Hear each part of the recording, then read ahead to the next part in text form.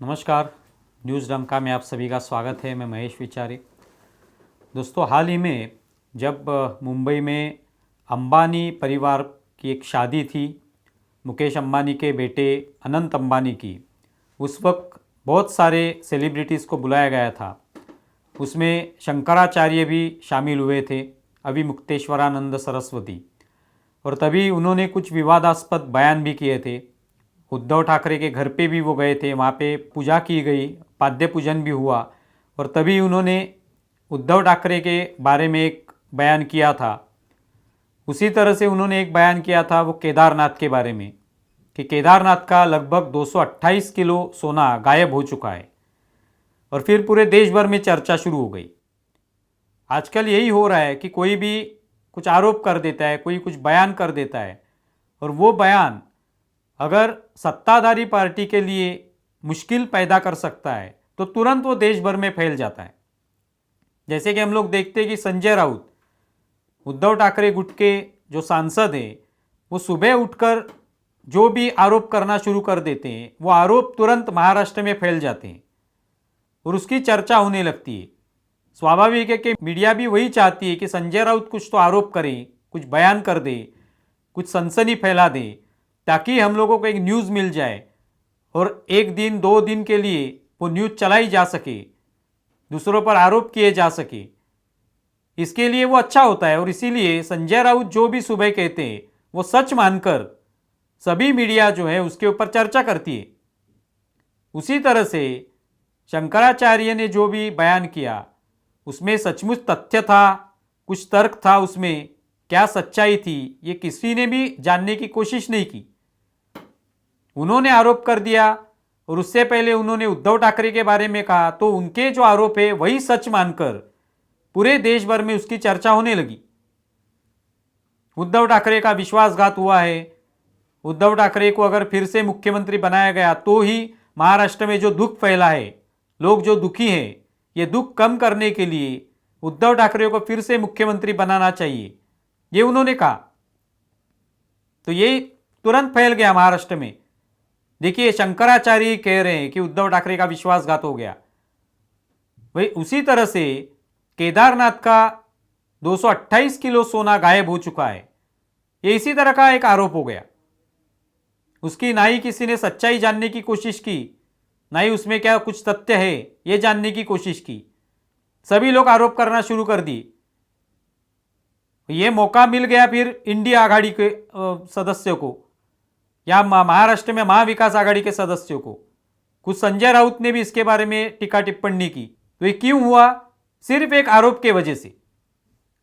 अभी उत्तराखंड के मुख्यमंत्री पुष्कर धामी, इन्होंने कहा कि इस तरह की कोई बात ही नहीं हुई। वास्तविक तौर पे 228 किलो सोना कभी केदारनाथ में इतना आया ही नहीं है इतने सालों में।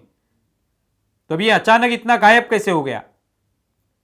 हाँ, ये हुआ था कि पिछले साल किसी एक दानकर्ता ने सोना दिया था लगभग 23 किलो का, उसकी एक परत जो है वो मंदिर पर लगाई गई थी।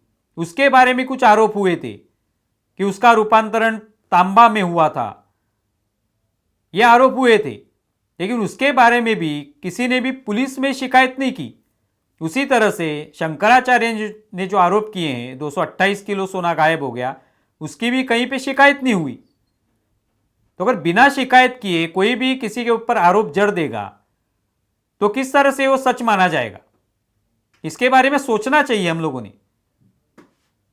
एक कोई आरोप कर देता है, तुरंत यहां पे ये हो जाता है कि केंद्र में भाजपा की सरकार है, महाराष्ट्र में भाजपा की सरकार है, तो चलो एक मौका मिल गया। फिर इंडिया आघाड़ी के या इंडिया अलायंस के लोग, महाविकास आघाड़ी के लोग, उनके समर्थक रहने वाले पत्रकार, ये सभी बातें इस आरोप के बारे में करने लगते हैं।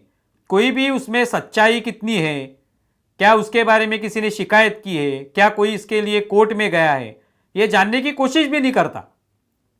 2 दिन तक ये आरोप चलते रहते हैं, उसके बाद कहाँ जाते हैं आरोप पता नहीं, बाद में उसकी चर्चा नहीं होती, नए आरोप ढूंढे जाते हैं। तो अभी पुष्कर धामी कह रहे कि इस तरह का कोई घोटाला नहीं हुआ। वहां के जो साधु संत थे उन्होंने भी कहा इस तरह का कोई सोना आया ही नहीं था, तो गायब होने का सवाल नहीं है। तो अभी क्या कहेंगे?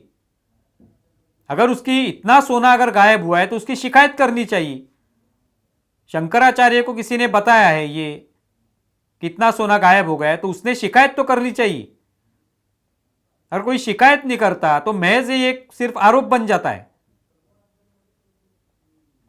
तो एक हमारी जो सोचने की क्षमता है, ये सोना गायब हुआ है नहीं पता नहीं, लेकिन सोचने की क्षमता जो है वो गायब हो चुकी है। कि कोई आरोप कर देता है, हम खुश हो जाते हैं, चलो ये भारतीय जनता पार्टी पर आरोप हो गया, केंद्र सरकार पर आरोप कर दिया, चलो इसको 2 दिन इसके बारे में चर्चा करते हैं। कि मीडिया में चर्चा चलती है, वो जो भी विपक्ष के लोग हैं उनमें चर्चा चलती है, वो भी प्रेस कॉन्फ्रेंस लेते हैं, और 2 दिन उसकी चर्चा होने के बाद वो आरोप गायब हो जाते हैं सोने के जैसे ही। तो इस तरह के गायब होने वाले ये सोना जो है, ये तो बड़ी मात्रा में था, 228 किलो सोना, तो वो तो ऐसे गायब नहीं होगा, लेकिन आरोप तुरंत गायब हो जाते हैं।